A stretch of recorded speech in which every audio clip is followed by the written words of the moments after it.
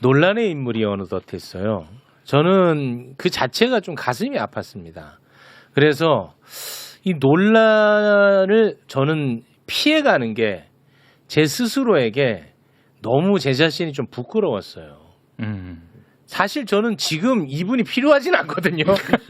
그런데 이분이 논란의 인물로 취급받는 사실이 저는 너무 싫었습니다. 그래서 제 인생에서 처음으로 필요하지 않았음에도 불구하고 오늘 저희가 모셨습니다. 논란의 인물 유시민 작가 박수로 맞이합니다. 안녕하세요. 유시민입니다.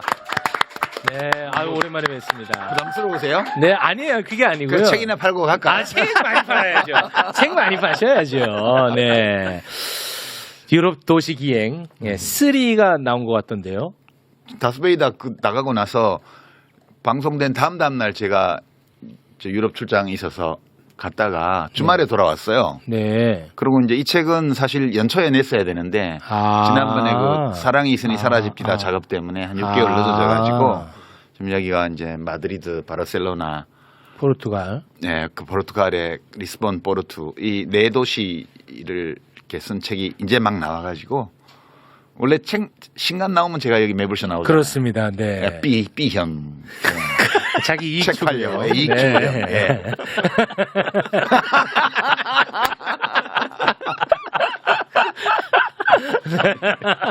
별로 웃긴 거 아닌데.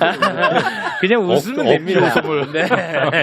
이렇게 웃지 않으면 제가 살아갈 방법을 찾지 못했습니다. 네. 아, 이번에 그러면은 떠나신 게 이 책과 관련이 있는 게 아니고 이거는 이미 다. 네, 이 책이 인쇄소에 걸리는 거 보고 제가 출국했다가 그렇게 된 거군요. 조금 이제 이 프랑스하고 스페인 쪽의 작은 도시들을 좀 보고 왔어요. 너무 그동안에 큰 도시만 다녀서 네. 작은 도시들에 대해서도 좀 쓸 수 있을까? 이런 것 때문에 좀 다녀봤습니다. 그렇군요. 그럼 폭탄을 하나 터뜨려 놓고 이제 유럽을 갔다 오셨는데 네. 그 어떻게 평정심에 여행 잘 하실 수 있었나요? 아니, 여행하는 도중에 이메일 같은 거를 점검하잖아요. 네. 그랬더니 그 유튜브 개설하면 같이 작업하고 싶다는 제작자들. 그런 업체 연락도 오고 그 자기가 그거 작업하고 싶다고 말하는 어떤 전문가 이런 분들 메일이 막 여러 개가 왔어요. 그래서 이 무슨 일이지 도대체 이랬더니 어떤 평론가가 어디 방송에 나와가지고 제가 유튜브 곧 이번 주 다음 주 막 연다고 말을 했나 봐요. 저는 몰랐는데. 근데 사실이 아니에요? 예, 그리고 저 아닙니다. 제가 그런 계획이 없습니다. 이렇게 답을 다 보냈어요. 아, 그렇습니까? 예, 그 왜 그러나 몰라. 그럼 아니 실제로 많은 분들이 그렇게 받아들이고 있는 것 같은데 그건 아니군요. 김호준 총수가 그런 얘기 하려면 본인 유튜브 해 막 이렇게 농담식으로 해서 제가 이제 통편집하면 내가 내 유튜브 판다 뭐 이렇게 서로 주고받은 진짜 무슨 깍두기에 한 접시 가지고 한정식 한상 차릴 사람들이야 진짜. 그래요. 표현 좋네. 그렇죠. 그거는 이제 사실이 아니군요. 네, 그럼 뭐 떠도는 얘기 가지고 그걸로 평론하는 분들도 많더라고. 네, 알겠습니다. 이거 얼굴 좀 피셔. 왜 이렇게 그늘이 많이 졌어? 저 이렇게 행복한 건 처음인데요. 네. 그러지 말고. 저는 유시민 작가가 이런 취급을 받는 게 전 너무 굉장히 가슴이 아프거든요. 아니 유시민 작가도 뭐 비판받고 그러는 거는 뭐 너무 당연한 거고 저도 오늘 약간 좀 비판할 부분이 있거든요. 저도. 최욱도 욕 많이 먹던데 나만 욕 먹는 게 아니고. 네. 뭐 남 얘기하듯이 하고 그래요? 근데 저에 비해서는 너무 사실 거의 무장공비 취급, 내란 세력 취급, 이제 그 정도 수준으로 취급받는 게, 이게 저는 진짜 좀 문제가 있다. 그리고 심지어 노무현재단 이사장으로 사실은 이제 봉사한 거 아니겠습니까? 그렇죠. 그것과 관련해서도 너무 좀 무자비하게 폄훼되는 부분이 저는 굉장히 가슴이 아팠어요. 근데 이 가슴 아프다는 말하는 이런 저도 비판을 받아요. 제발 정신 차리라고. 이게 저는 좀 굉장히 가슴이 아픕니다. 왜 가슴 아파할 필요가 없어요. 왜냐하면 내가 하는 말이나 행동이나 이런 거를 나의 취지대로 내가 원래 생각했던 의도대로 사람들이 받아들여 주기를 바라는 거 또는 해석해 주기를 바라는 것 자체가 과욕이에요. 원래 그런 거 없어요. 그냥 그렇게 해주는 경우도 왕왕 있지만 일반적으로는 그 자기 해석하고 싶은 대로 하는 거지. 네. 그러니까 그렇게 비평이나 이 저널리즘 쪽에 종사를 하면서 욕을 얻어먹는 거는 그건 디폴트 값이에요. 상수라고 상수. 그래요? 네, 그래서 그거에 대해서 상처받을 필요가 없고요. 그게 정상이다. 네. 한 100명이 욕하는 가운데 서너 명이라도 내 취지대로 이렇게 얘기를 해주면 그걸로 충분하다. 네. 이렇게 근데 아마 최욱 앵커가 지적하는 부분은 이 상처받는 사람들은 유시민 작가님을 비판하거나 비난해서 그런 게 아니고요. 비판하거나 비난하는 건 차라리 반박이라도 할 수 있죠. 근데 제가 아주 많이 목격했던 거는 그냥 조롱이에요. 그게 좀 많이 가슴이 아픈 거죠. 그런데 그런 것도 다 나한테서 말미암은 거잖아요. 그러니까 내가 비평을 안 했으면 그런 일도 다 안 생겼어요. 이렇게 모든 일이 내가 한 말과 행동에서 말미암은 거기 때문에 그거에 대해서는 저뿐만 아니라 우리 홍상훈 기자님도 하다 보면 그런 경우 욕먹는 경우 있잖아요. 많죠. 저는 그렇게 생각해요. 저는 이 우리는 모두가 그걸 두려워하면은 정말 죽는 네. 거예요. 이 모두가 나로 말미암은 거기 때문에 내가 한 행위, 내가 한 말에서 말미암은 거기 때문에 이거를 못 견디겠다. 이거에 대해서 분하다. 막 그러면 이것 때문에 막 머리가 아프다 이러면 하지 말아야 돼요. 그거를. 아니 그렇게 말씀해 주시니까 너무 다행이고 그리고 또 굉장히 멋있는데 그 낚시 방송 봤더니 그 며칠 밤 못 잤다고 막 그렇게 하시더만. 내가 막 스트레스 받아하니까 스트레스 많이 받으신 것 같더라고요. 얼른 낚시 가라고. 한여를 잠을 잘 못 잤거든요. 그거는 욕 먹어서 못 잔 게 아니고 대통령이 너무 걱정되어서. 그랬습니까? 예, 네. 그래서 잠을 못 잔 거지. 무슨 누가 한번 내가 한 비평 때문에 나 욕한다고 해서 나 잠을 못 자고 그런 건 없어요. 그런 건 아니고. 아니, 그때 그 다스베이더 녹화할 때 제가 그 대기실에 같이 있었잖아요. 그러면서 그 얘기를 하셨었잖아요. 방송에서도 물론 얘기하셨지만은 주변에 뭐 한 20분한테 얘기를 물어봤다면서 이런 얘기를 해도 괜찮겠느냐 그런데 다들 하지 마라. 당신만 다친다. 네. 저도 다칠 거 당연히 알았어요. 지금 네. 많이 다치고 있잖아요. 네. 다친 거 예상했던 당연해. 거예요. 예. 당연해. 그리고 딱 한 사람만 그래도 해야 된다. 예. 당신이라도 얘기를 해야 된다. 그래서 얘기를 하셔서 결심을 하셨다고 했잖아요. 그 사람 그래? 끊어내야 돼. 그래서 얘기한 건 그 사람 끊어내야 돼. 하라고 한 사람. 아니, 그러니까 그 원흉이야. 그 사람이. 나도 누군지 궁금하긴 해. 그 사실. 무조건 끊어내야 돼. 그런 아니, 사람. 성이 뭐예요? 초성이 뭐야? 정말 너무너무 훌륭한 분이세요. 그분. 훌륭한 분이시고 정말 마음으로 이재명 대통령이 그 악마화 되기 시작한 초기부터 이재명 대통령을 위해서 많은 활동을 하신 분이고요. 저한테 개인적으로 연락해가지고 정말 간곡하게 이재명을 도와달라고 10년 전에 저한테 말씀했던 분이에요. 그래요? 네, 그런 분인데 선생님이 힘드시더라도 대통령과 나라를 위해서 말씀해 주세요라고 유일하게 그분이 그러니까 그분은 저를 별로 안 아끼는 거죠. 그러네. 진짜로. 아니 대통령은 아끼는데 유시민은 그냥 완전히 그냥 막 갖다 썼네. 아니 막 갖다 힘들겠지만 해달라고 한 거예요. 그만큼 대통령을 생각하는 마음이 큰 분인 거죠. 진짜 그러네. 네, 저는 그 말씀을 들으면서 저분 되게 훌륭한 분이다 이렇게 생각을 했고요. 그리고 이제 하지 말라고 한 모든 분들에 대해서는 좀 고마웠어요. 그분들은 이재명 대통령보다 나를 더 아끼는 분들. 네. 저도 그때 이제 그 대기실에서 이런 부분에 대해서 그러니까 유시민 작가, 유시민 선배 이제 공격을 받고 비판을 받고 그 부분이 뭐 두려워할 사람은 아니지만은 어쨌든 그런 부분이 있을 텐데 그렇다고 해서 그냥 눈 감고 입을 닫고 있는다고 해서 그럼 나중에 결과가 좋아질 것 같으면은 그것도 좋은 방법이다. 그런데 결과가 눈 감고 입 닫고 있으면은 좋아질 것 같지가 않더라고요. 그래서 미안하지만은 아프더라도 얘기하시라. 이 사람은 나 별로 안 아껴요. 여기 계셨네. 아니 그러면은 제가 이렇게 질문을 좀 드려볼게요. 저는 그렇게 해서 그러면 뭐 좋아진 게 있느냐라는 질문을 좀 드리고 싶어요. 뭐냐? 저는 이제 매불쇼에서 ABC론 한번 하지 않았습니까? 예. 뭐 매불쇼라서 그런 게 아니고 저는 당시에는 그 방송이 정말 좋은 방송이었다고 저는 생각합니다. 지금도. 왜냐하면 당시에 매우 혼란한 상황이었어. 어떤 상황이었냐? 친명이라고 하는 완장을 찬 사람들이 이재명 정부를 지지하는 사람들을 자기 마음대로 반명딱지를 막 붙여.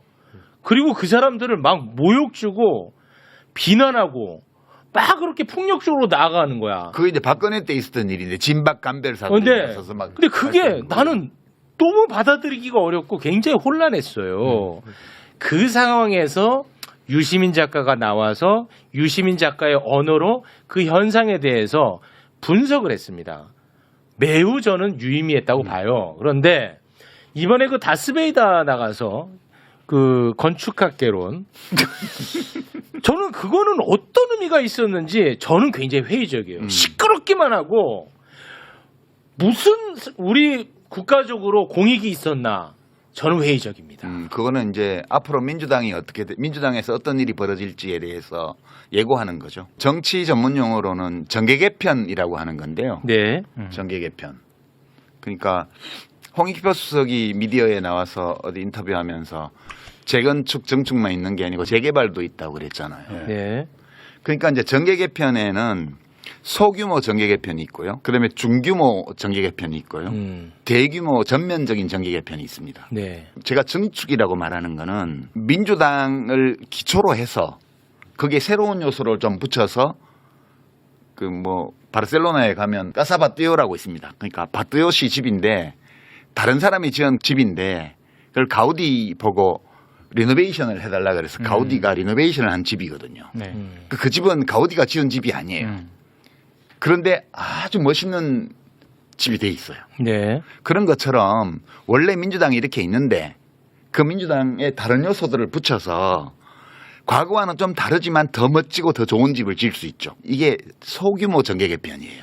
그러려면 원래 민주당에 있지 않았던 요소들을 어디서 끌어와야 되니까 다른 집 기둥 하나 뽑아온다든가 뭐 이렇게 다른 집에서 뭐 떼온다든가 이렇게 하니까 다른 집도 약간의 변화가 생기죠. 네. 두 번째 제가 재건축이라고 한 거는 그 정도가 아니고 새 집을 짓는 거예요. 재건축은. 그러면 새 집을 짓기 위해서는 기존 집을 헐어야 되고 기존 집을 헐어낸 건축 자재 중에서 일부는 버리고 일부는 쓰고 다른 데서 새로 가지고 온 거라고 섞어서 새 집을 짓는 거예요. 그것은 옛날 집과 달라요. 그것은 증축과는 달라요. 중규모의 이 정계 개편이에요. 이게. 네. 그러니까 어떤 작은 정당들을 같이 흡수한다든가 또는 다른 큰 정당의 일부를 떼온다든가 이런 정도예요. 그다음에 재개발은 뭐냐 하면 동네 전체를 바꾸는 거죠. 그거는 한국 정치 지형 전체를 바꾸는 엄청 큰 정계 일이죠. 개편이에요. 이 세 가지의 정계 개편이 있는데 되게 우리가 보통 기대했던 거는 소규모 정계 개편이었어요. 그러니까 외연 확장, 민주당을 기초로 해서 외연 확장하는 거예요. 그러니까 바뜨요시 집 까사바뜨요 짓는 것처럼 더 멋지게. 사람들은 되게 그걸 생각을 했고, 근데 대통령은 두 번째 거나 세 번째 거를 생각하고 있는 것 같다.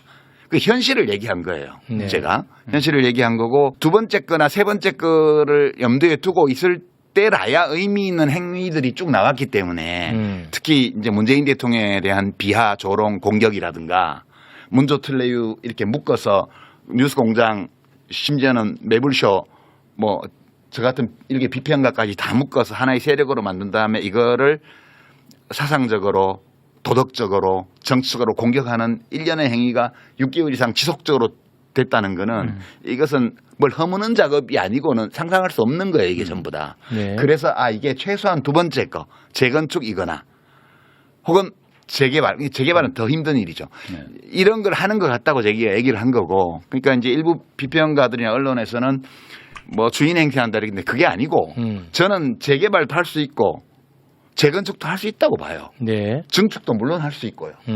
그것이 사람들에게 받아들여지면 성공할 수 있어요. 그리고 시대가 요구하는 거면 의미 있을 수 있고요. 근데 지금 과연 어떤 상황인가를 보자는 거죠. 민주당이 재건축을 해야 될 정도로 문제가 많은 정당이냐. 아니거든요. 2002년도에 민주당하고는 달라요. 새정치국민회의인가 그때 뭐 후보 교체하려고 그러고 후보 뽑아놓고 그다음에 뭐 후보한테 국고보조금 들어온 거 돈도 집행 안 하고 그죠? 이런 당이 아니잖아요. 민주당은 정말 이재명 대통령을 확실하게 뒷받침했던 당이고 압도적 다수 의석을 가지고 있는 원내 제1당이고 네. 여당이잖아요. 이 당을 그렇게 그 재건축을 하지 않으면 안 된다는 그런 지지자들의 인식이 있으면 재건축해도 돼요. 해야 돼요. 근데 지금 그거 아니거든요. 그러니까 제가 얘기한 거는 재건축이나 재개발 다 할 수 있는데 그것이 필요한 상황이어야 되고 그다음에 대중들이 그 필요성을 인식하고 있을 때라야 성공할 수 있어요. 네. 근데 지금은 제가 볼 때는 재건축도 재개발도 그러니까 중규모 정계 개편도 대규모 전면적 정계 개편도 성공 못해요. 그러니까 제가 그 얘기를 하고 싶었던 거예요. 네. 대통령이 이걸 하려고 하는 것 같다. 그게 아니라면 설명할 수 없는 너무 많은 일들이 일어나고 있다. 그 판단은 아직도 유효한 거예요? 예, 저는 거의 확실하다고 생각하고 있습니다. 그렇게 이제 예. 생각하시는 거고. 제가 말하는 거는 다 가능해요. 뭐 김종대 의원 같은 경우는 지난 20년 전에 그 열린우리당 할 때 재개발 재건축 해놓고는 왜 이 재건축 못하게 하냐 비난을. 유시민 씨 한번 봅시다. 그 노무현 정부가 초기에 그 대북송금 특검부터 열린우리당 창당까지 그야말로 북새통이었습니다. 이때 노무현을 만들어낸 정말 그 청락의 그 정신적 지주였던 강준만 교수가 노무현 대통령을 이제 까기 시작합니다. 네. 왜 그 강준만 씨 얘기는 재건축하냐 이거예요. 압도적으로 지지해준 호남 민중의 뜻을 배신하고 그럴 때 그 강준만 교수를 제일 비판한 게 누구냐? 유시민 씨입니다.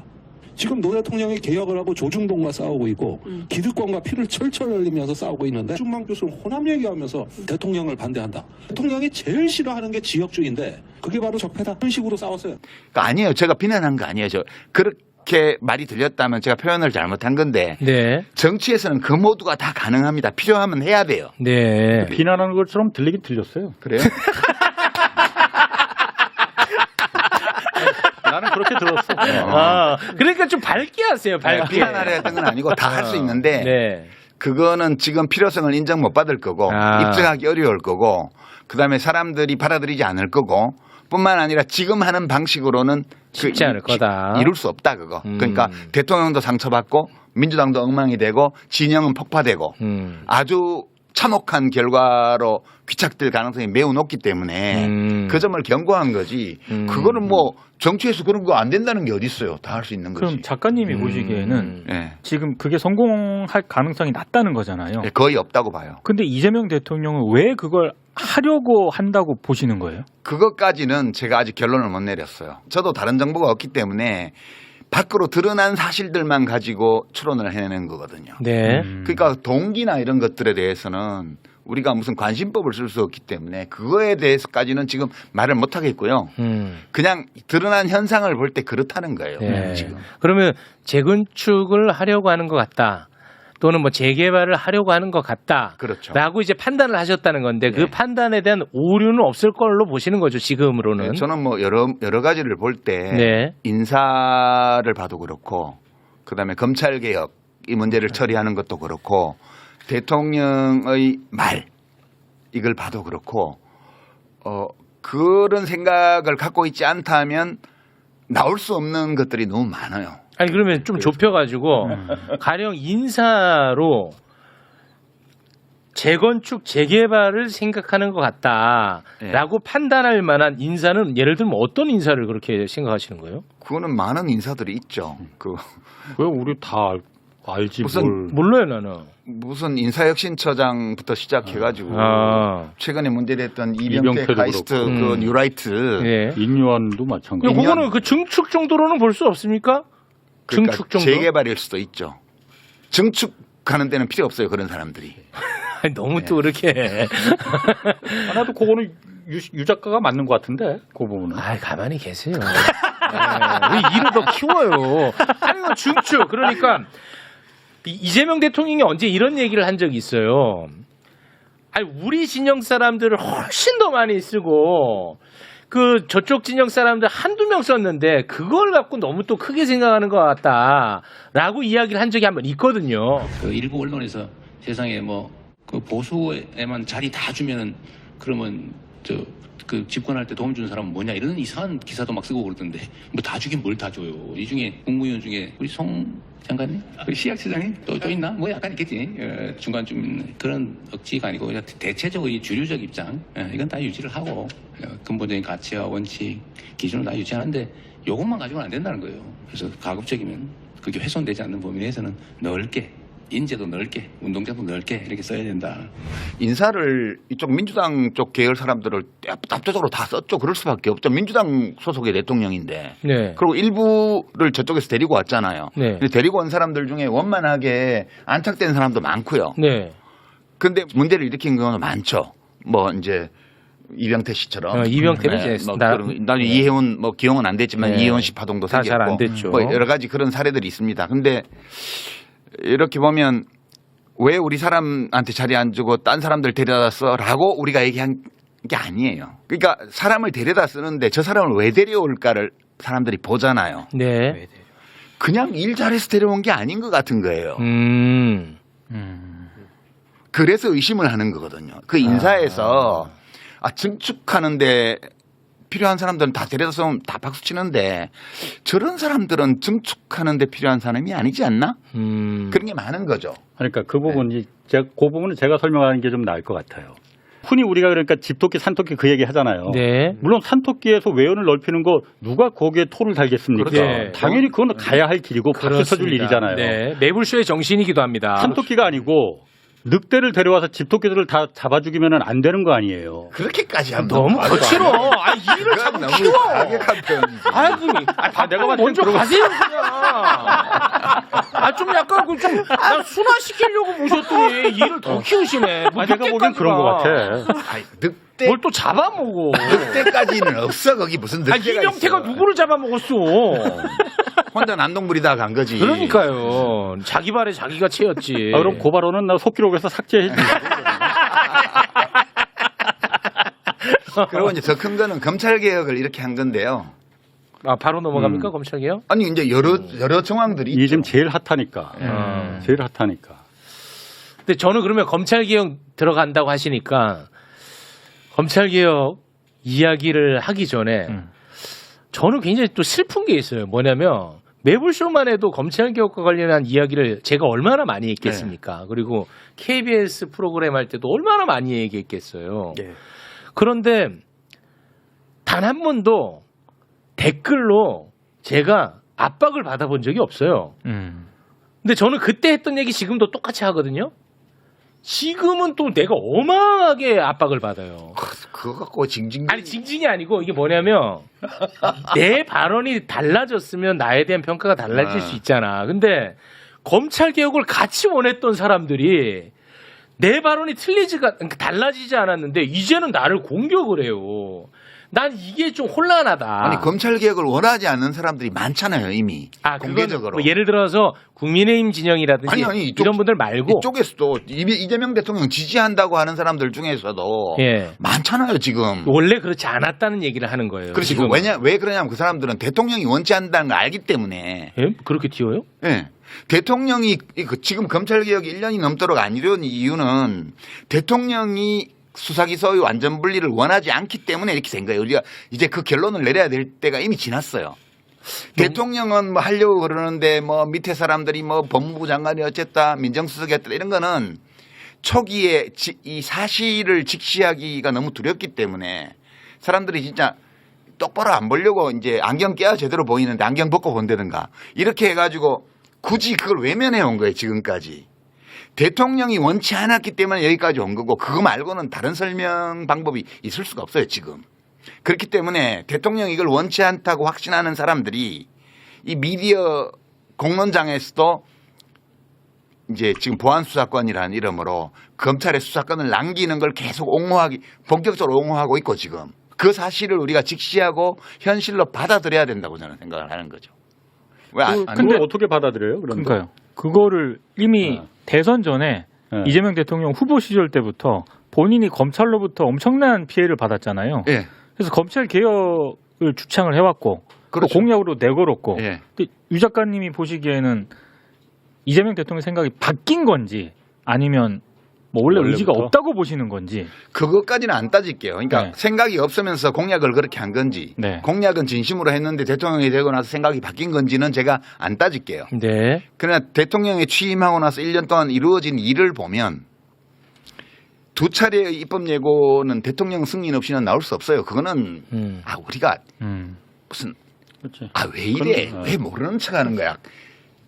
그거는 대통령이 시킨 거예요, 다. 저는 그 외에는 다른 설명이 있을 수 없고요. 그리고 이제 여론에 너무 밀리니까 3월 달에 공소청 중수청법은 손을 과감하게 봐가지고 내보냈어요. 근데 대통령이 이거를 내가 여론을 받아들여서 잘했구나 이렇게 판단을 하는 게 아니고 내 마음대로 못했어. 내가 졌어. 이렇게 판단한 것 같아요. 그러니까 지금 국무총리실에서 TF를 만들어서 1년 동안 뭐 돈을 17억인가 뭐 쓰고 해놓고는 정부 안도 안 내고 지금 접었습니다. 당연히 대통령이 이거 해야 된다고 판단하면 정반을 내게 하죠. 정반을 못 내게 했어요. 이것도 저는 대통령이 못 내게 한 거라고 봐요. 그리고 지금도 일부 의원들이 오늘 뭐 일부 살려놓는 네. 소위 보안 수사권이라는 완전 이름으로 폐지에 대해서 수사권 반대하는. 일부를 검찰에 남겨놓는 법 개정안도 냈고요. 네. 기자회견도 하고 이 모든 일들이 다 대통령의 생각을 알기 때문에 하는 일이라고 저는 생각을 해요. 그렇게 보신다는 네. 거죠. 근데 아까 우리 기자님 때문에 요거는 좀 바로잡고 가야 될 것 같은데 대통령 취임하기 전에 이재명 대통령이 검찰개혁과 관련한 발언을 제가 몇 가지 이렇게 또 찾아봤는데 네. 경찰에게만 수사권을 줘서는 안 된다. 그 부분에 대한 우려의 목소리는 냈던 적이 있습니다. 있어요. 그런 적은 있어요. 예, 네. 있었어요. 네, 그거는 조금 바로잡을 네. 필요가 있을 것 같아서. 그 말이 맞다면은 지금 어제 오늘 일어나는 그 민주당에서 법사위에 속한 민주당 의원들이 지금 한 2명이 공식적으로 보안수사권 폐지에 대해서 반대한다. 이거 통과하면 되면 안 된다라는 의견을 공개적으로 냈잖아요. 네. 법사위 구성으로 보면은 그렇게 되면 보안수사권 폐지라는 그렇죠. 검찰 개혁안이 통과될 수가 없거든요. 지금 그러니까 물리적으로. 그러니까 그런 얘기들은 이제 우리가 언론을 통해서 다 알 수 있는데 제가 이제 중시하는 거 이런 거예요. 대통령이 수사권을 일부 검찰에 남겨놓는 게 좋겠다는 판단을 할 수 있다고 봐요. 저는. 네.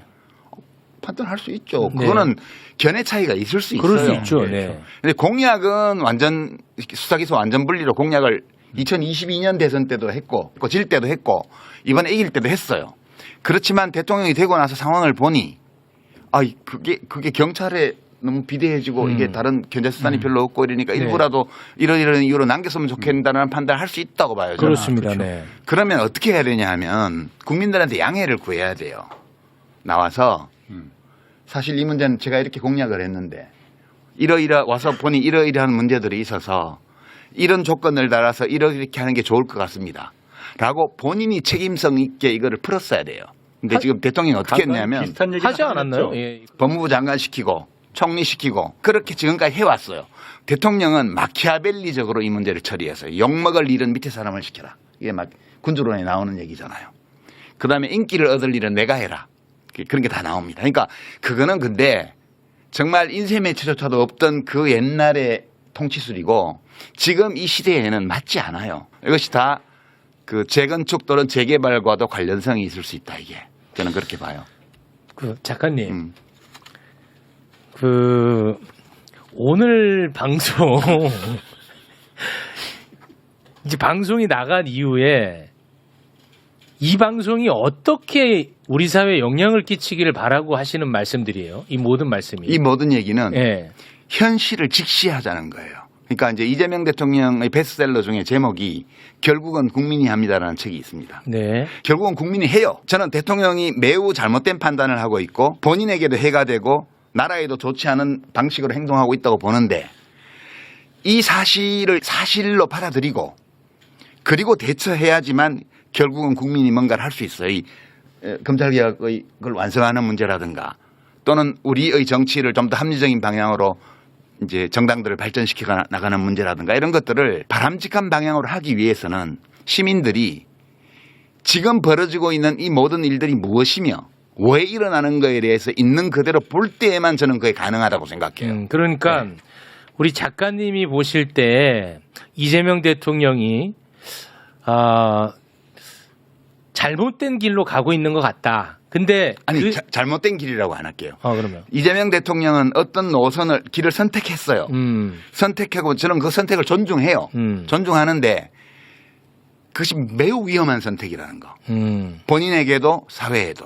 그리고 지금 이렇게 하는 이 지금까지 해온 방식으로는 성공하기 매우 어렵다는 거를 얘기를 하고 싶긴 해요. 근데 대통령에게 얘기하고 싶은 생각은 없어요. 왜냐하면 이런 걸 몰라서 그 길을 선택하는 게 아니라고 보기 때문에 대통령은 나름대로 모든 것을 본인의 수준에서는 검토해서 어떤 길을 선택했어요. 근데 저는 그 선택이 실패로 끝날 거라고 봐요. 안 그래도 제가 그거를 여쭤보려고 제가 질문 던진 거예요. 뭐냐. 작가님이 생각할 때는 실패하는 길로 가고 있는 거예요. 예. 잘못된 길이라는 표현하고는 다르죠. 네. 그러니까 예. 이재명 대통령이 가는 길이 나 유시민이 봤을 때는 저거는 성공하지 못할 텐데 실패하는 길을 가고 있네. 이거는 잘못된 길이라는 걸 빨리 세상에 알려줬으면 좋겠다. 그래서 국민들에 의해서 좀 바로잡혔으면 좋겠다. 선입니다. 예. 그렇다면 그렇게 잘 되는 길로 갔으면 좋겠다는 선의가 있으면 대통령과 신뢰관계 있었던 분 아닙니까? 제가 잘 모르지만 그러면 직접 개인적으로 만나서 이런 이야기를 하면 분란도 덜하고 좋은 방향으로 갈 수 있지 않겠느냐. 저는 이 문제의식이 있어요. 예. 우리 황희도 씨처럼 젊은 분들도 이런 문제의식에 공감하세요? 나는 이거 강력한 문제의식이야. 너는 무조건 나와 함께. 예, 함께 하겠습니다. 아니 어때? 그러니까 너무 이게- 타당한 말 아니야? 저는 그렇죠. 맞죠? 어떤 저는 말씀이세요? 유시민 작가님 정도 되면 그 방법을 고려해야 된다라고. 그렇지. 개인적으로 만나고 그러면 그게 비선이지. 그게 왜 비선입니까? 소통이죠. 공식적인 라인들이 아니죠. 있고 공식적인 채널이 있는데 어떻게 예를 들어서 지금 그래서 그 네. 무슨 유튜버들이 내가 대통령하고 소통한다 매일 소통한다 그게 다 그런 거 아닙니까? 그거는 아니죠. 근데 아니, 자 보세요. 보수 농객들도 공개적으로 만납니다. 그게 왜 비선입니까? 예를 들어서 두 분이 만나서 뭔가를 서로 주고받고 하면 그거는 문제죠. 유시민 작가는 나의 개인적 이해관계로 만나는 게 아니잖아요. 만약 황희도 씨 보고 청와대에서 대통령 면담 좀 하자고 요청하면 만날 거예요? 당연히 예, 저는 그러면 아, 그래요? 예.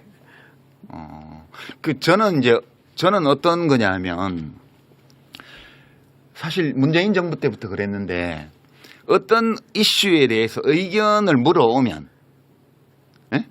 그러면 제 의견은 얘기를 해요. 네. 제가 먼저 이렇게 하시면 안 됩니다. 아니 되옵니다라 하지 않아요.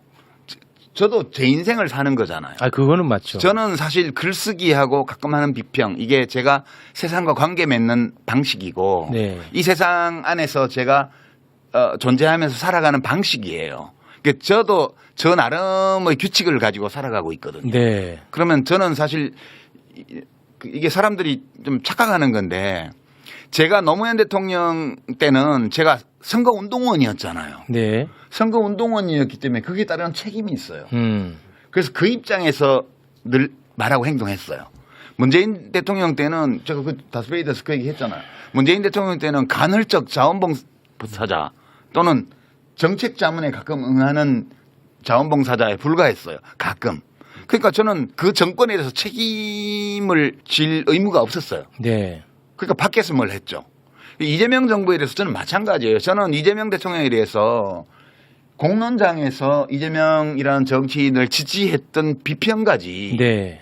선거 운동도 아니고 운동원도 아니고 참모도 아니고 알아요. 부하도 아니에요. 맞습니다. 그럼 저는 이제 어떨 때 응하냐, 자문에 응하냐 하면 어떤 문제에 대한 저의 의견을 요청할 때. 그래서 제가 문정부 때는 딱 한 번 조국 씨에게 임명장을 주는 게 좋은가 안 좋은가에 대해서 문재인 대통령이 많은 사람들에게 의견을 듣는 과정에서 저에게도 연락을 하셨고 네. 그거에 대해서 제가 자문에 응했던 거예요. 제 판단은 이러이러한 근거로 해서 일단 임명장은 주시는 게 여러모로 좋을 것 같습니다. 네. 라는 의견을 얘기했고 제가 그 의견을 얘기해서 문 대통령이 꼭 주신 거라고 생각하지 않아요. 많은 네네. 분들이 상반되는 의견을 주셨을 거라고 저는 생각하고요. 그 이재명 대통령은 한 번도 대통령이 되신 후에 저에게 어떤 이슈에 대해서 의견을 물어본 적이 없어요. 네. 그 제가 뭘 만나서 이런 얘기를 하죠. 아니 근데 물론 제가 네. 작가님한테 지금 말씀드린 거는 제가 작가님한테 너무 과한 책임을 그렇죠. 지우는 거는 맞아요. 네. 네, 저는 그거는 그런 맞습니다. 책임까지 그리고, 지고 싶지는 않아요. 예, 맞아요. 네. 그리고 어떻게 보면은 좀 결례일 수 있다고 봅니다. 그런데 나 같은 이런 미물도 나라가 잘못될까 봐 맨날 발 동동 굴립니다. 작가님도 지금 여기에서 욕먹으면서 발언하는 것도 공론회장에서 이야기하는 것도 나라 걱정하는 거잖아요. 그러면 조금 더 책임감을 갖고 만나서 이야기를 나누시면 아니, 어떻겠느냐는 저의 욕심을 말씀드린 겁니다. 대통령을 존중해야 돼요. 우리는 네. 대통령을 공개적인 자리에서 보잖아요. 말을 듣고요. 그죠? 어떤 의사결정하는 걸 보잖아요. 그걸로 판단을 해야 돼요. 그러니까 저는 사실 공개적으로 우리가 볼 수 있는 대통령의 모든 말과 행동에서 이걸 느낀 거고, 이거에 대해서 저는 비평의 무대에서 정치인 이재명을 지지했던 사람이기 때문에 그때 이재명 대통령이 들으라고 비평을 한 게 아니고 시민들이 들으라고 비평을 했던 거잖아요. 지금 저희 책무는 시민들에게 얘기하는 거예요. 시민들에게. 네. 저는 그게 저희 책무라고 보고 있고, 만나서 얘기를 한다는 건 진짜 대통령을 무시하는 거예요. 그거는. 저는. 그렇게 보세요. 네, 그렇게 보고요. 저는 소통되고 있지 않고요. 만나서 얘기할 생각도 없고요. 저는 대통령이 들으라고 이 비평을 하는 것도 아니고요. 시민들에게 제가 보는 사실, 제가 받아들이는 현실이 무엇인지에 대해서 말씀드리는 거고, 이것을 전제로 해서 결국은 국민이 나서서 뭔가를 바로잡지 않으면 바로잡을 길이 없다. 그 얘기를 지금 하는 거죠. 다만 이제 제가 좀 주제 넘게 말씀을 드리면 주제 넘어야 돼 오늘은. 네. 체육 앵커하고 저랑 이런저런 소통을 하잖아요. 네. 방송에서건. 그렇습니다. 근데 제가 체육 앵커를 가장 많이 이해하고 저런 고민을 하고 있구나를 이해하게 되는 시간은 방송 들어가기 전에 하는 대화거든요. 그래서 저는 많이 이해를 합니다. 지금 저런 고민을 하고 있구나. 그래서 그런 맥락에서 봤을 때 공적인 어떤 소통 굉장히 중요하죠. 그리고 네. 유시민 작가님은 작가님이시니까 그런 어떤 시민들을 향해서 대화하는 그런 방식도 저는 유효하다라고 보는데, 지금 유 작가님이 계속 방송에서 강조했던 거는 이게 뭔가 지금 잘못된 길로 가고 있는 것 같다. 실패할 길로. 예. 실패하는 길로 가고 있는 것 같다라는 판단을 하셨다면 저는 그 소통 방식도 한 번 정도는 바꿔볼 필요도 있다. 변주를 할 필요는 있다라고 봅니다. 그러면 저는. 이제 두 가지 예상 가능한 성과가 있을 거예요. 하나는 내가 조금 과하게 판단한 부분도 있었구나라는 것을 발견할 수도 있는 거고, 아니면 실제로 설득을 해낼 수도 있는 것이고. 그런 걸 믿지 마세요. 현대 정치는 그런 걸로 되지 않아요. 현대 정치가 그거는 대통령을 만드는 과정에서 선거운동원으로서 참모로서 캠프 종사자로서 참여했던 사람들이 할 일이에요. 제가 할 일이 아니고. 저는 그렇게 생각합니다. 제가 왜 이 말씀을 드리냐면, 이 말의 힘이라는 게 있다는 걸 제가 많이 느껴요. 뭐냐면, 굉장히 제가 죄송한 자기 고백인데, 문조톨레유라고 해가지고 맨날 혐오하고 비난했잖아. 그러면서 유시민을 반명으로 몰았단 말이에요. 나는 거기에 대해서 정말 분노했던 사람이에요. 그렇죠. 유시민은 반명하면서 친문 세력의 부활을 꿈꾸는 사람이다. 말도 안 된다. 내가 그걸 정말 공개적으로도 막 피를 토했어. 근데 이게 누적이 되니까 진짜 그럴 수도 있나 하는 생각이 내가 들더라고.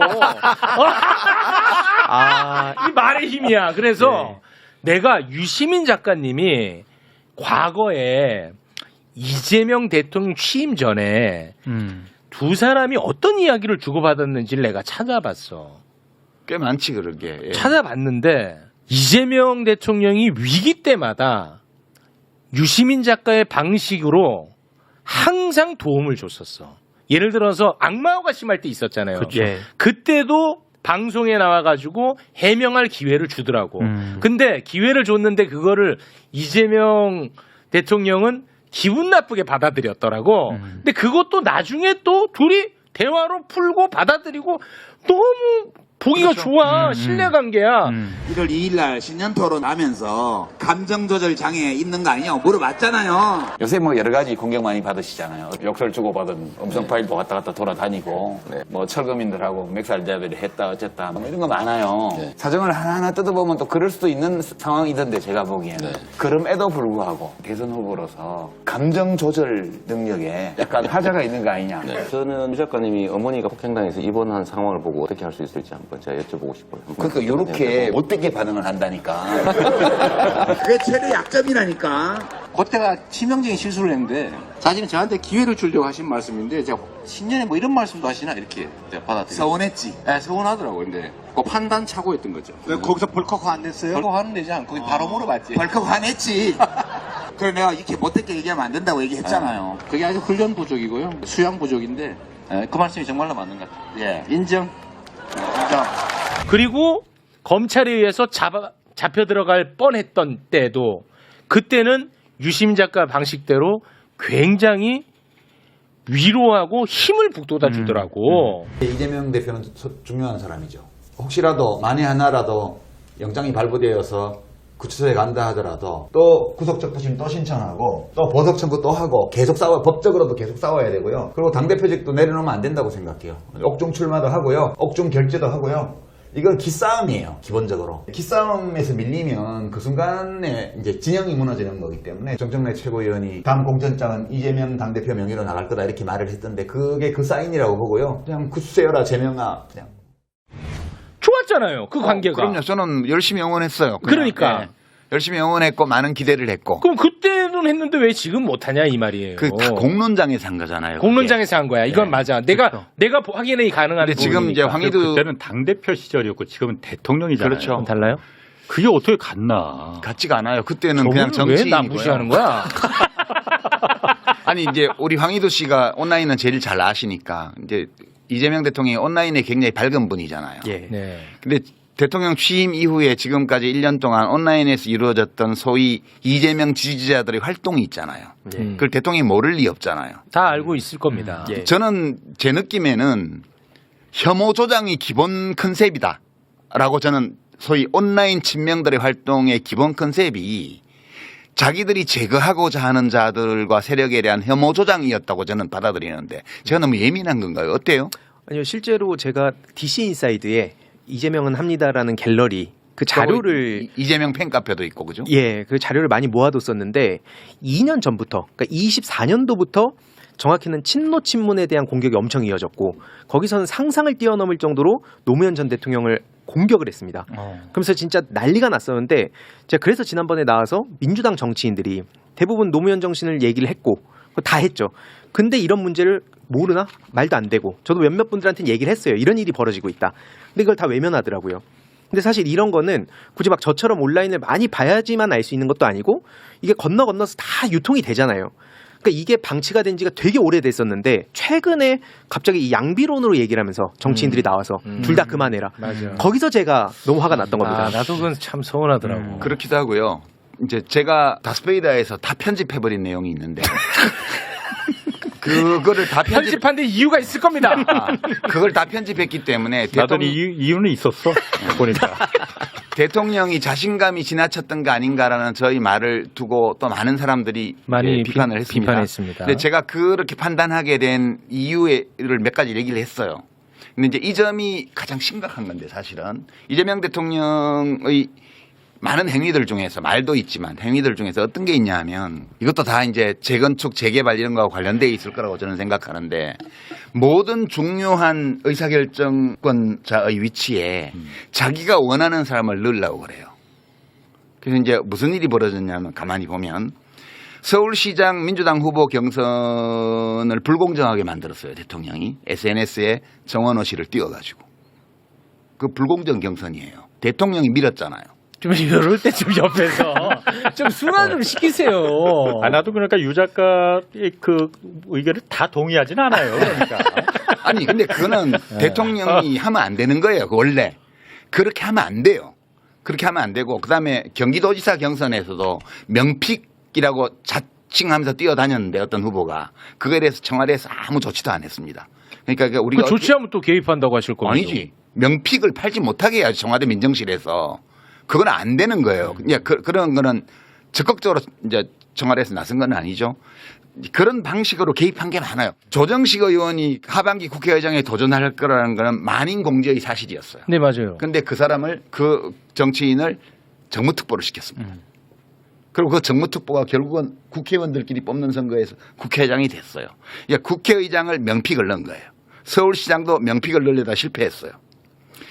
당대표도 명픽을 넣은 거예요. 지금 대통령이 직접 나서서 정청래는 나오지 마라고 말을 안 했을 따름이지 SNS에 여러 차례 국무총리 그냥 덕담 차원을 넘어서는 띄우는 작업도 했고요.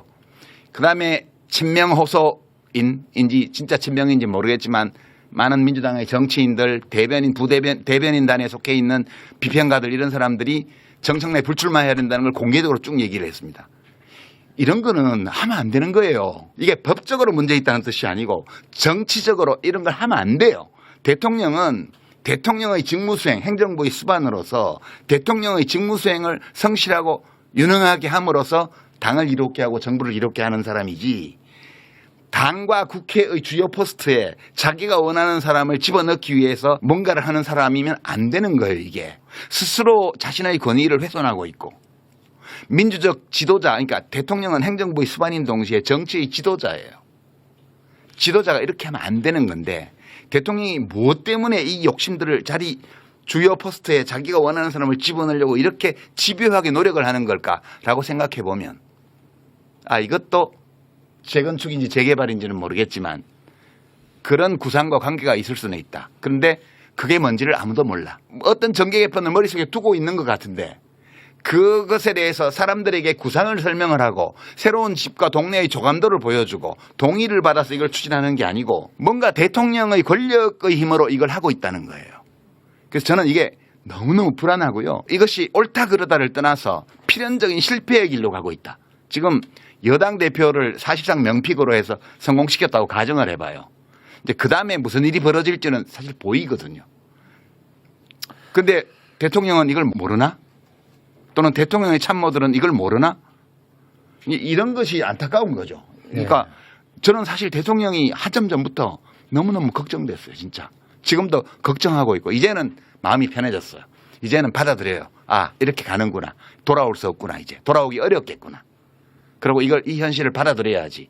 그리고 이것을 현실로 받아들인 조건에서 제가 보는 이 모든 것들에 대해서 비평하는 사람으로서 시민들에게 말씀드리고, 그리고 이 조건에서 우리는 각자가 뭘 어디서 어떻게 저는 당원도 아니니까 뭐라고 할 방법도 없는데, 민주당 당원들, 지지자들 또는 이재명 대통령을 그동안에 성원해왔던 시민들은 각자의 입장에서 어떻게 해야 될 것인가를 이제 고민해보자.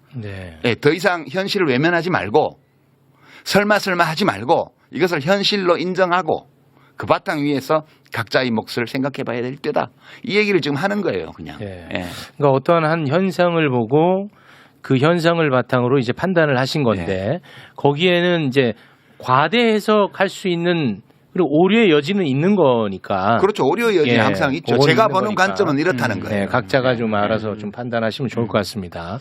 그 지점에서 하나 말씀드리고 싶은 게, 아까 이제 연락 오면 만나겠냐, 이게 제가 단순히 시계 인증하고 이러고 싶어서 만난다는 건 아니고 저는 사실 해결하고 싶은 일이 명확하게 있거든요. 지금 당정청이 나서서 시급하게 해야 될 일이 있다고 봐서 내부적으로 지난 7년 동안 설득을 했는데, 그럼에도 불구하고 그게 잘 안 돼서 지금 저도 이제 바깥으로 방향을 바꾼 거거든요. 그 차원에서 지금 시민들께 그 문제, 디지털 민주주의 문제를 어떻게 해야 될 것인가, 그 의견을 좀 전하고 싶다는 맥락이었습니다. 사이버 내란에 관한 거. 예, 맞습니다. 그러니까 그런 부분 물론 좋은데 저는 그게 모르겠어요. 대통령이 진짜로 그냥 그런 유튜버들 이렇게 연락하고 그러는지 그거는 제가 모르겠지만 본인들이 그렇게 자랑하고 다니는 사람들이 많이 있으니까. 그건 다 공적인 채널이라는 게 당연히 있는 거예요. 대통령은 어쨌든 최고 권력자입니다. 그렇죠. 가장 큰 권력을 갖고 있는 사람이에요. 그 사람과 대통령과 개인적인 소통을 직접 이렇게 뚫리면은 그 사람들이 가만히 있겠습니까?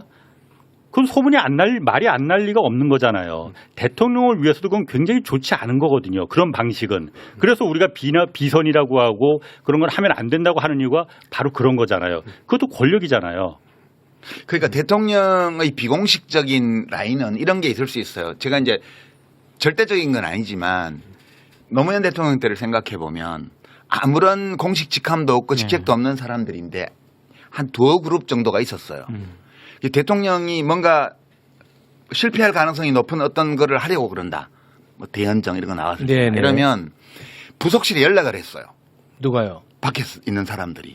부속실장한테 연락을 해서 이거 안 된다. 누구가 저녁 시간에 좀 뵀으면 하는데 그 좀 말씀드려보라 이러면 이제 부속실장이 대통령께 보고 드려가지고 빈날로 해서 저녁에 오라고 하면 만찬. 저도 두어 번 그런 데 갔습니다. 가면 일종의 레드팀이에요. 그냥 아무런 공식 직함도 없고 그런 사람들인데 옛날 정치하던 시절부터 알던 분들이에요. 깊게 신뢰하는. 거기 가면 이제 쓴소리를 넘쳐가죠. 저도 몇 번 가면 그런 거 하지 마세요. 저런 거 하지 마세요. 이것만 해요. 노무현 대통령이 그 퇴임할 때 그 얘기 하시더만요. 그러니까 유심히 재봤나 보면요. 제가 하는 것이 다 마음에 안 들어서 때때로 쓴소리들 많이 해요. 물론 저도 그렇지 않겠습니까? 그러나 우리 오늘 제가 꼭 그렇게 마음을 표시하고 싶었던 것은 가장 어려울 때 저를 지켜줬습니다. 여러분이 그랬듯이 어려울 때 친구가 친구고 어려울 때 견디는 정치인이어야 진짜 정치인입니다. 유시민 너무 잔소리 심했다고. 그러니까 나중에는 어떻게 되냐면 말 안 하고 몰래 하시는 거야. 상의 안 하고. 상의하면 다 안 된다고 그러니까. 이제 그랬던 분이고 문재인 대통령 때도 문재인 대통령 경우에는 진짜 판단하기 어려운 문제가 있으면 그렇게 전화를 아무런 이해관계 없이 순수하게 의견을 전해줄 수 있는 사람들에게 대통령실에서 연락을 해갖고 의견을 경청을 하셨어요. 그런 건 저는 다 좋다고 봐요. 그런데 저는 좀 알거든요. 그렇게 권력의 중심에 가까이 갑자기 간 사람들이 어떤 표정, 어떤 눈빛, 어떤 말투, 어떤 행동 양식을 하는지를. 그게요, 권력이라는 게 도파민 폭풍을 몰고 오거든요. 그러니까 큰 권력, 대통령 권력과 가까이에서 이렇게 여러 번 겪어본 사람들은 대통령을 만나거나 대통령에게 전화를 받는다고 해가지고 도파민 폭풍이 일어나지 않아요. 네. 귀찮아, 왜 또 전화하지? 이렇게 얘기를 하지. 근데 그렇지 않은 사람들의 경우에는 대통령은 아니라 비서실장 전화만 받아도 벌써 도파민 폭풍이 터져요. 그래서 그런 사람들의 특유의 표정과 말투와 이런 게 있습니다. 네. 저는 보면 보이거든요. 근데 그런 사람들이 뭐 누구를 지칭하는지 모르겠지만 방송에 나와가지고 유시민이 임명장을 못 받아가지고 지금 저렇게 삐뚤어졌다고 논평을 해요. 처참하지 그런 거는. 네, 뭐 그런 분들 얘기할 필요는 우리가 없고. 이제 촉법 비평가에 대해서는 그런 단어 좀 쓰지 마요 좀. 아유, 네. 저 작가님. 아니 작가님, 노무현 대통령 말씀하셨으니까 내 요거 하나만 좀 여쭤볼게요. 지금 이재명 대통령이 취임한 지 이제 1년 좀 지났습니다. 이제 그러다 보니까 이런 작가님을 향한 비판들이 있어요. 노무현 대통령이 한미 FTA 할 때 당시 이제 진보 지식인들, 이 먹물들이 엄청나게 반대를 했었다. 돌아보면 노무현 대통령이 맞지 않았냐. 그런 오류를 유시민 작가가 지금 범하고 있지 않을까. 그런 그렇게 지적을 하시는 분들이 많습니다. 그렇게 볼 수도 있죠. 그렇게 볼 수도 있는데 그거는 이제 좀 문제가 다른데 홍사훈 기자님이 그 얘기 하시지 않았어요? 어떤? 한미 FTA 절대 안 하겠습니다라고 공약하고 한미 FTA를 한 게 아니잖아요. 이라크 파병 같은 건 절대 안 하겠습니다라고 공약하고 이라크 파병을 한 게 아니잖아요.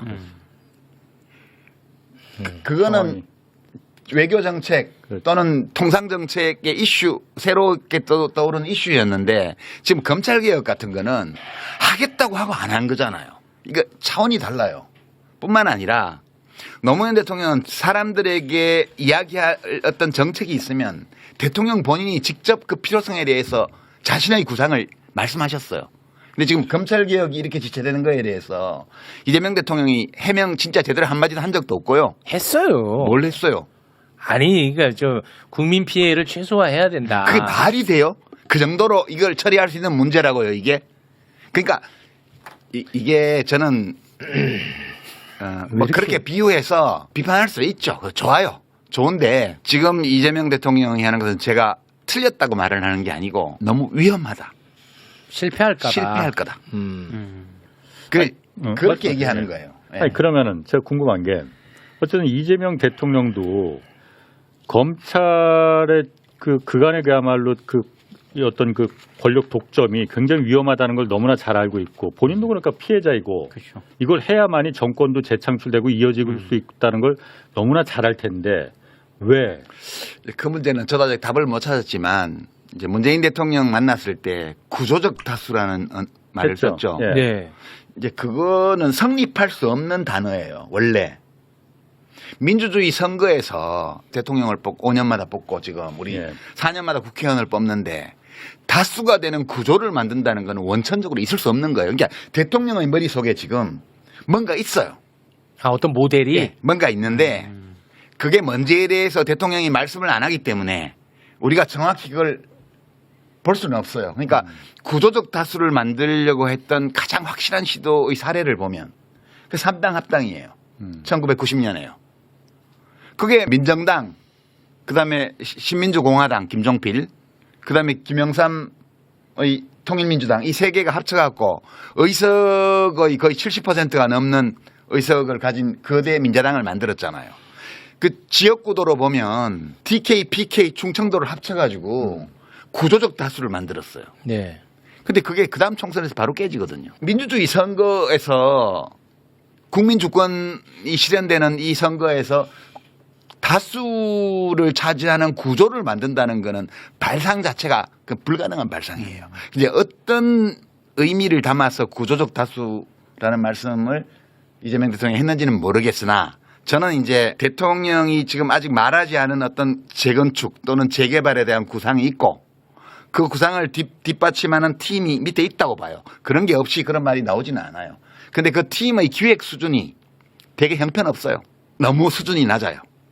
그래서 리스크는 엄청 높고 실패 가능성이 농후한 길로 지금 대통령이 가고 있는 거라고 저는 생각을 하고 이렇게 보지 않으면 대통령의 말과 행동을 일관되게 설명하는 게 불가능해요, 지금.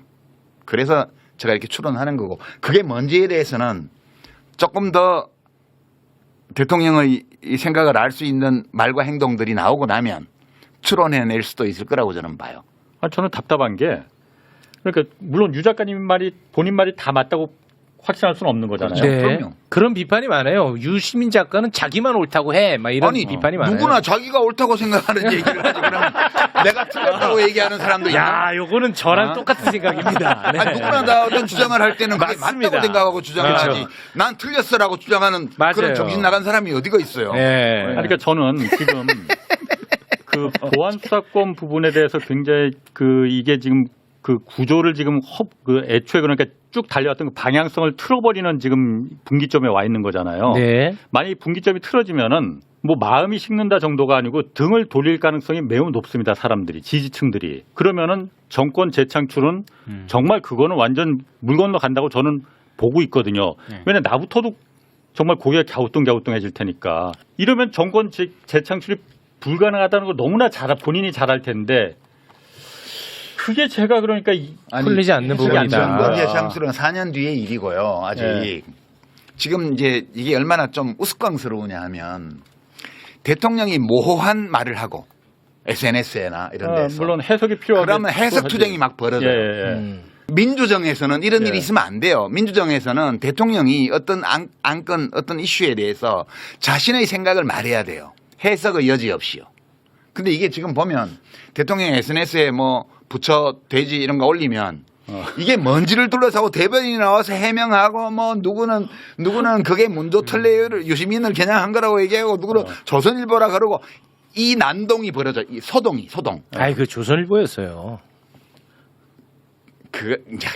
좋아요. 여하튼 지금 무슨 일이 벌어지고 있냐 하면 대통령의 진짜 의중이 무엇인지를 찾아내기 위한 게임. 대통령의 커뮤니케이션이 이러면 안 돼요. 이거는 뭔가를 감추고 있는 거거든요. 뭔가를.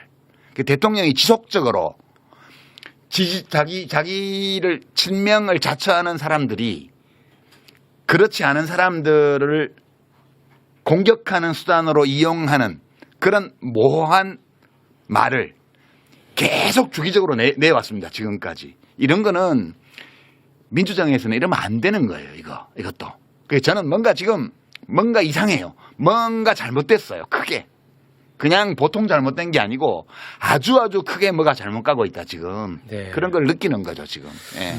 그럼 뭔가 이상하다 이런 표현을 하셔서 여기 다 그 언론 관련해서 일가견이 있는 분들이니까 언론 이야기 잠깐 좀 하고 싶은데 저는 요즘 언론을 보면서 와 이건 진짜 정말 나는 이 현상 자체가 되게 신기하다라는 생각을 많이 해요. 그 내란범이었던 윤석열도 언론이 하나가 돼서 다 같이 비판하지 않았어요. 그때도 윤석열 발언을 따가지고 전달해주고 막 그럴 정도였어요. 근데 지금은 내란범도 아니고 범죄자도 아닌 유시민 그리고 뭐 김어준 정청래 이런 사람들을 모든 언론 모든 평론가 모든 유튜버들이 모든은 아니고 거의 대부분이 하나의 목소리로 비판을 합니다. 그나마 정청래 의원 같은 경우는 당대표도 노리고 국회의원이니까 뭐 그렇게 견제받고 비판받는 거 타당할지 모르겠습니다만 유시민 작가는 민간인이에요. 근데 아니 거의 대부분이 하나가 돼서 한 목소리로 비판을 해요. 난 이거는 참 너무 이상하다. 근데 이상한 거 플러스 무섭다까지 가는 건 뭐냐? 자신들이 비판하는 유시민을 같이 혐오하지 않는 최욱도 비판을 해요. 그러니까 우리 편이 아니면 다 적. 이 관점. 이거는 이제 무섭다거든요. 앞에는 나는 이상하다. 뒤에 거는 좀 무섭다. 내가 욕먹기 싫다는 게 아니고. 이거는 어떻게 해석이 가능한지 참 궁금합니다. 우리 어르신분들. 어떻게 죄송한데 먼저 가야 돼서 한마디만 하고 싶은 게 일단 노무현 재단에 대해서 지금 뭐 횡령 얘기까지 나오고 있거든요. 비판이 아니잖아요. 근데 이거에 대해서 말도 안 된다고 얘기를 하면 저도 이제 그 반열을 올려서 공격을 하는 거예요. 그러니까 이게 아예 그냥 뭔가 짜여진 빌드업의 일환인 것 같다 이런 생각이 요즘 사실 많이 들고 특히 그 예전부터 당 활동을 저도 좀 오래 하다 보니까 어떤 얘기들을 들었었냐면 2019년에 유시민 작가님을 욕을 이런 방식으로 해요. 진영 논리. 그러니까 왜 이렇게 정부를 옹호하면서 사회의 어른이면 좀 쓴소리도 해야지. 그렇게 욕을 했던 사람들이요. 지금 방송에 나와서는 왜 정부에 쓴소리 하냐고. 같은 사람입니다. 그러니까 제가 그걸 봐온 입장에선 기가 막히는 거예요. 그럼 그 이유가 뭘까?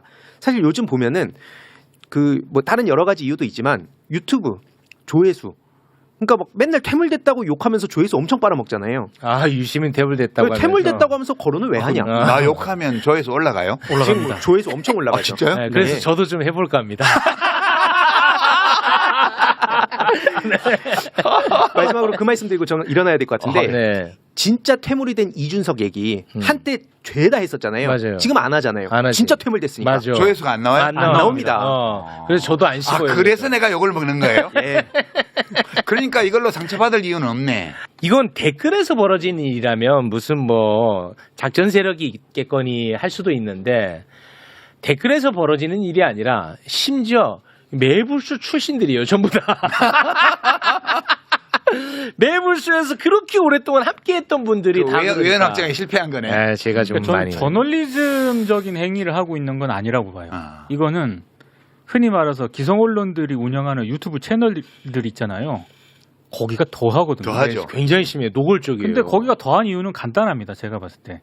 그냥 후발주자니까 이제 뭔가 조회수를 높이고 조회수 별로 안 나오던데 나 욕해도? 근데 많이 나옵니다. 아 그래요? 그들이 그러니까 제가 한 번은 이거는 정말 문제가 심각하다라고 느낀 게 사실 이재명 대통령이 해외 나가서 여러 가지 외교 성과를 거둔 그런 시기도 있었고 그러니까 정말로 이 저널리즘적인 차원에서 다뤄야 될 사안들이 그런 거 안 다뤄. 많은 시기였는데 그 유튜브 썸네일을 제가 한번 이렇게 한번 본 적이 있었거든요. 제 이 화면에서 컴퓨터 유시민, 화면에서 정청래, 조국, 최욱 여기 한 화면에 한 8알이 유시민 작가님 썸네일이었어요. 네. 그래요? 무섭더라고요. 나 돈 받아야 되는 거 아니야 거기?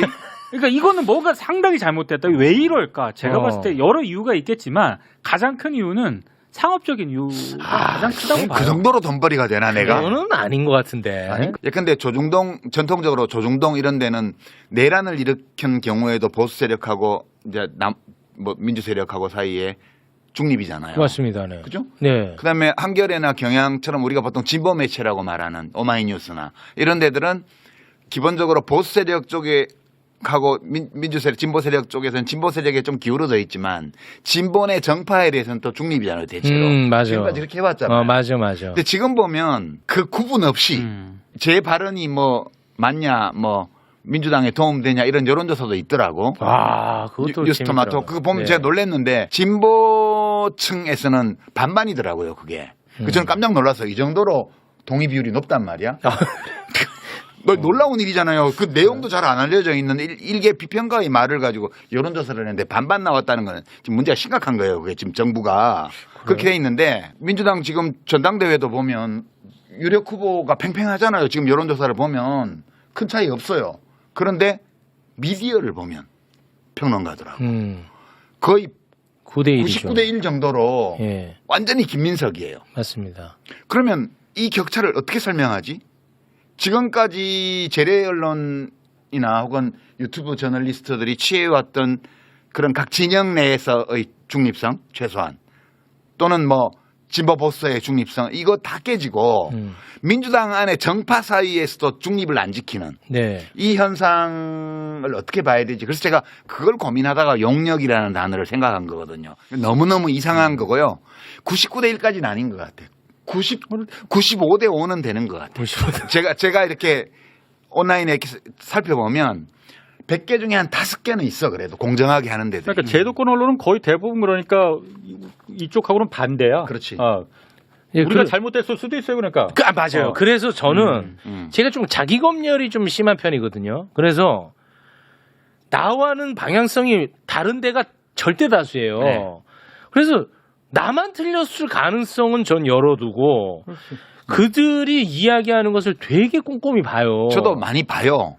근데 특히 또 나와 관련된 거는 또 보는데 야 이건 참 동의가 안 돼. 그리고 뭐 귀담아 들을 내용이 없어. 그래서 내가 고통스러워.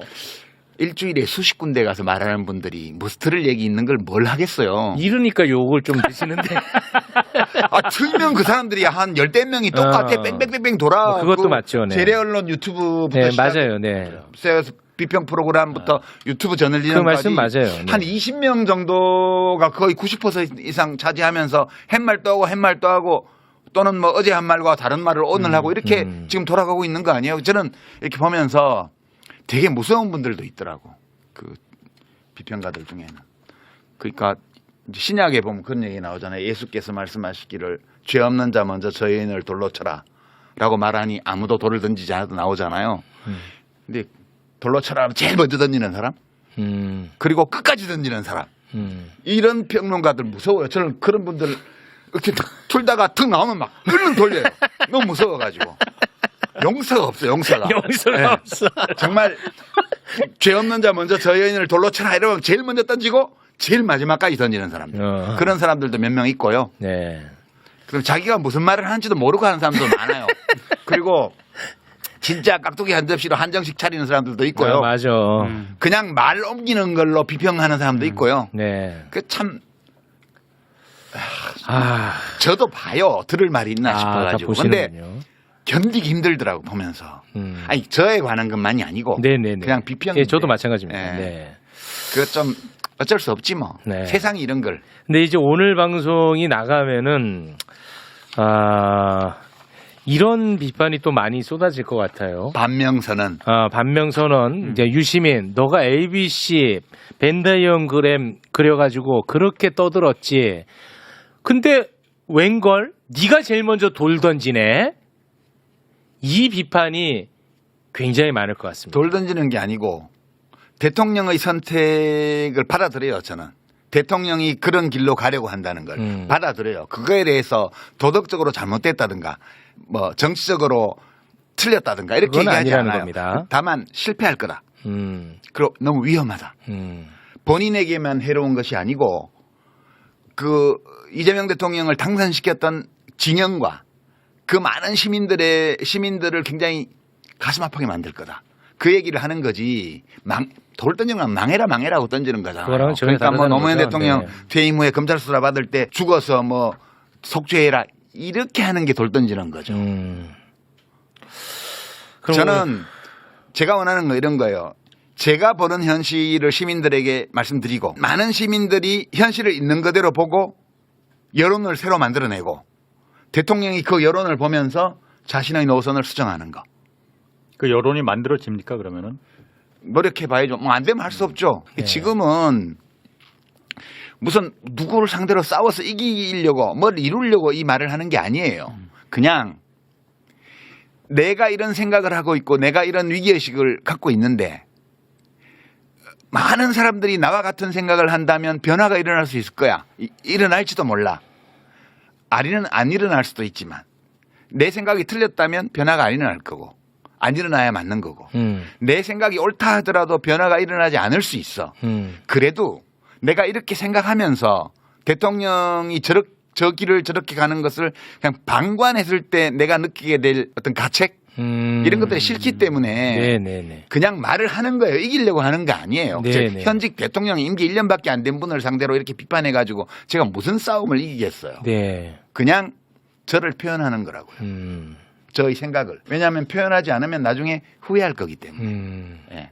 그러니까 막 이기고 싶은 생각 없어요. 그냥 얘기를 하는 거죠. 네. 예. 그러면은 이 방송 이후에 제가 바랄 수 있는 가장 좋은 그림은 이제 둘 중에 하나가 될 것 같습니다.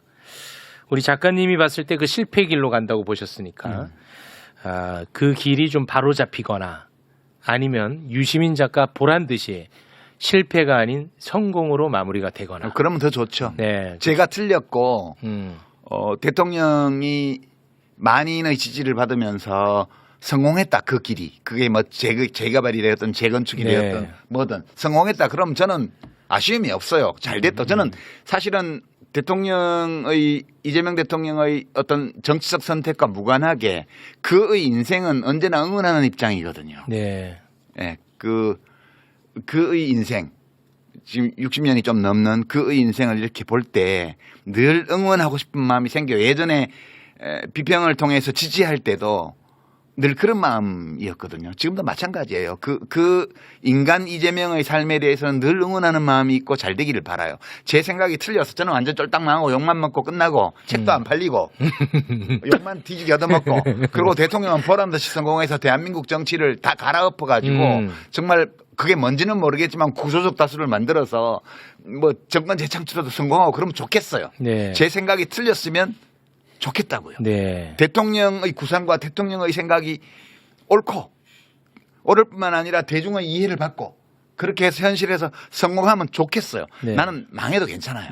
네, 그런 마음으로 얘기하는 거지 내가 옳기 때문에 내가 이겨야 돼 이런 생각하면서 이겨서 뭐 할 거예요? 뭐 할 건데 내가. 네, 그건 뭐 네. 하나만 하면 말씀이죠. 하나만 하면 아니 뭐 이겨서 뭐해? 뭐 이기지도 못하고 뭘 어떻게 이겨? 그렇지. 네. 뭐 이기려고 하는 싸움을 거는 게 아니잖아요. 이기려고 네. 싸움을 거는 게 아니고 대통령의 실언이 결국 국민이 합니다였으니까. 네.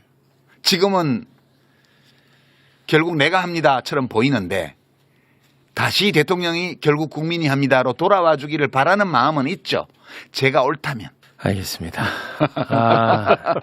우리 출판사 분들이 오늘 책 가지고 왔는데 책 얘기는 뭐 선나 껍데기 경상도 말로 했는데 뭐 사실상 오늘 책은 유시민 작가 스스로 불매 운동을 했다.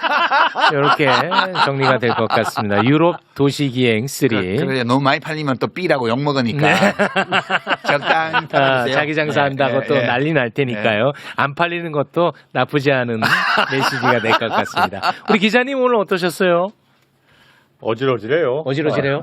말하고자 하는 취지는 이해가 됐죠, 최욱 씨는. 그렇습니다. 그래도 제가 좀 우려했던 것은 이재명 대통령 또는 이재명 정부에 완전히 뭐 빈정이 상해가지고 감정을 막 배출하고 가시면 어떡하나. 물론 뭐 그럴 만한 분은 아니지만. 그럴 이유가 뭐 있어요. 그러니까. 네. 저는 하여튼 인간 이재명의 인생을 언제나 응원해요. 응원합니다. 그가 내가 생각하기에 실패하는 길로 위험한 길로 또는 때로는 잘못된 길로 간다고 제가 판단을 하는 경우에도 그 인생을 응원하는 저희 마음은 변함이 없다. 안 변할 것 같아요. 네. 그거는 그렇잖아요. 알겠습니다. 누군가는 계속 이런 얘기를 계속 해주는 게 우리 사회에 필요한 그 다양성의 하나 아닌가. 네. 결국 다양성이 한국 사회를 강건하게 만드는 거기 때문에 그 역할을 욕 먹더라도 그리고 좀 돌 맞더라도 좀 계속 해주셔야 될 것 같다 이렇게. 우리 기자님이야말로 그 거의 용역을 맡기시네. 제가 믿는 거는 이런 거예요. 어떤 비평의 관점이나 논리가 옳으냐 옳지 않느냐 타당하냐 아니냐 이런 것들은 여론조사나 다수결로 결정되지 않는다. 그렇게 저는 생각해요. 그러니까 단 한 사람 다른 의견을 얘기한다고 해서 그 입을 틀어막는 거는 그 한 사람이 의견이 다르다는 이유로 다른 모든 사람의 입을 틀어막는 것과 마찬가지로 안 좋은 일이거든요. 이게 존 스미트의 자유론에 나오는 말인데 제가 진짜 좋아하는 말이에요. 사람이 늘 옳은 걸로 입증되는 말만 하고 살라 그러면 다 입 닥치고 살아야 돼요. 우리가 서로 대화하는 거는 누구도 절대적으로 옳은 진리를 알 수 없기 때문에 언제나 오류를 포함하고 있다는 것 또는 전적으로 오류라는 것 또는 약간의 오류라도 있을 수밖에 없다는 것을 전제로 하고 서로 얘기하는 거잖아요. 네. 그런 걸 할 수 있는 사회라야 자유사회죠. 네. 예, 그러니까 저는 그런 믿음이 있기 때문에 뭐 개의치 않습니다. 뭐 또 이거 방송 나오고 나서 한 열흘 동안 또 모든 미디어에서 유시민의 망은 이래가지고 시리즈를 하더라도 네. 예, 그것이 나의 견해의 오류를 증명하는 것은 또한 아니다. 네. 이렇게 생각하고 가는 거죠. 알겠습니다. 예. 근데 저는 솔직히 요즘 신이 안 납니다. 아, 그 굉장히 무서운 말이다. 저도 무섭다고 생각해요. 예. 이런 시기가 올 거라고 정말 생각도 못했거든요. 아, 이건 너무 윤석열 그때 끝장내고 나서 이제 정말 우리가 생각하는 우리가 기대하던 그 바라던 그 세상이 열리겠구나 생각했거든요. 물론 그 세상이 열리고 있다고 볼 수도 있지만은 인간 사회가 그렇게 간단하지 않아요. 그런데 이런 세상이 온 거는 정말로 그 신이 안 나 일단은 뭘 하는 거 있어서 내가 그냥 이 바닥에 계속 붙어 있어야 되나 이런 생각도 사실 들고. 다만 이제 이 방송이 어떻게 편집돼서 나갈지는 모르겠지만 어쩌면 공허한 얘기일 수도 있는데요. 저는 유시민 작가님의 오늘 방송이 있지 않습니까? 이게 그나마 우리 사회에서 생산적으로 논의가 이어지려면 사실 이 사안을, 이 방송을 다루는 다른 유튜브 채널이나 미디어들이 좀 제대로 논점을 짚으면서 가야 된다라고 보거든요. 근데 아마 또 조롱하고 비난할 준비가 되어 있을 거예요. 네. 그러면 이게 또 굉장히 소모적인 어떤 논쟁이 흐를 가능성이 있는 것이고, 그게 이제 좀 어쩔 수 없어요. 예, 어쩔 수 없는 생각을 하고 있지만 그래도 저는 미디어 뉴스토마토 여론조사에 그 정도까지 공감하는 비율이 나온 거 보고 희망을 느꼈다니까. 거기 플러스 아까 홍성훈 기자님 얘기에 이어서 덧붙이면 제 주변에도 홍성훈 기자님처럼 생각하시는 분들이 좀 있어요. 그러니까 무슨 생각을 하냐면 검찰 개혁을 굉장히 원하시는 지지자분들인데 2명의 대통령을 탄핵까지 시켰고 내란까지 극복을 했는데 이분들의 그거 하나 생각은 못하냐.